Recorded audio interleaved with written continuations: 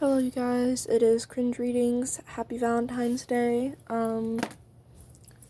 This is a Korekiyo Shinguji ex-listener. Oh my gosh. Okay. The title is called Help. You guys will see why it's called that in the story. Let's go and get right into it.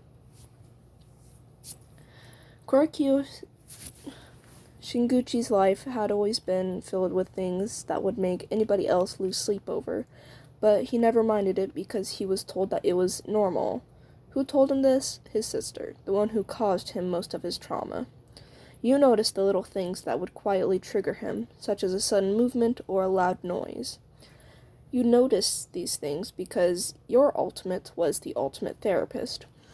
Though you were seen as an ultimate hope, you still spent time with people such as Korekiyo, who would be seen as an ultimate despair.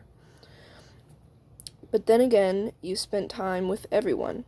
However, Korekiyo seemed to avoid you like the plague. You knew quite a bit about him. You knew his older sister had always been sick since he was young. Due to her going in and out of the hospital, she had no friends, which made her lonely. She would often do terrible things to Korekiyo, but then apologize, which led to a lot of gaslighting. This caused a lot of confusion when he started to discuss some of these things with others, and they suggested that he seek psychiatric help, which he always refused. You watched him carefully as he read a book over Roman history and cultural I don't know how to say that word, we're just going to skip it. He must have felt your gaze because he looked up at you. You smiled and waved. He stood up and moved to another table on the other side of the library. You felt a headache coming on and let out a frustrated sigh. Kokichi sat down next to you and saw your tired face. He mockingly pouted. You're always worried for that creep. Why not be worried for me? You rolled your eyes and looked at him. We're already working on your issues. I still need to help Korekiyo. Kokichi put his head on your shoulder. And what if I need a therapy session right now? You peered down at him. Do you? He was silent for a moment. No, but I want to spend time with you. You're the only human being in the school that is even close to being my friend. You patted his head. We'll spend time right after I talk to Kiyo. Kokichi groaned in frustration. Fine. You stood up and hunted down Korekiyo. You tapped him on the shoulder. Hey, I'm listener, ultimate therapist. He looked at you. I know. Do you need anything? You smiled. Actually, I do. I've been struggling in my history class and was wondering if you could help. You are pretty well versed in stuff like that, after all. This, of course, was a lie, but you had to get him alone to talk somehow. He looked at you, surprised. Really? I thought you were known to have good grades. You nervously chuckled and bashfully looked away. Yeah, history's been a pain recently. You applauded your acting skills mentally. He looked at you. I'll help you if you help me. You nearly jumped for joy. Was he going to ask for help? He waited for your response. Oh, of course. What do you need help with? He never took his yellow eyes off of you.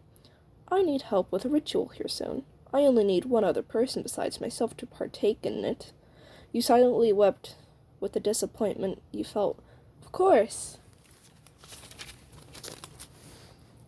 1 week later, you met Korekiyo in one of the unused storage rooms for his ritual. All right, what will this ritual consist of?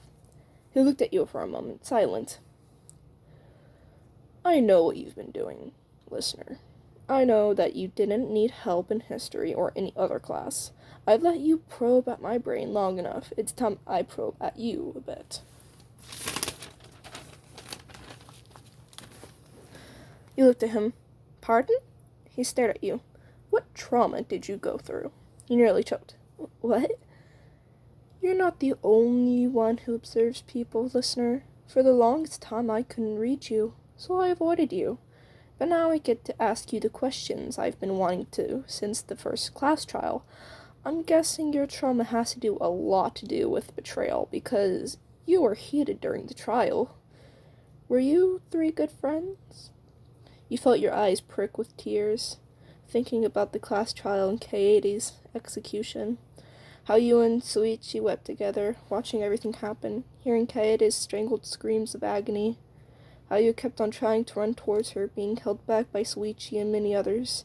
You remembered how your voice broke, making it to where no sound could come out of your throat. How helpless you felt. You hadn't realized that tears were flowing down your face.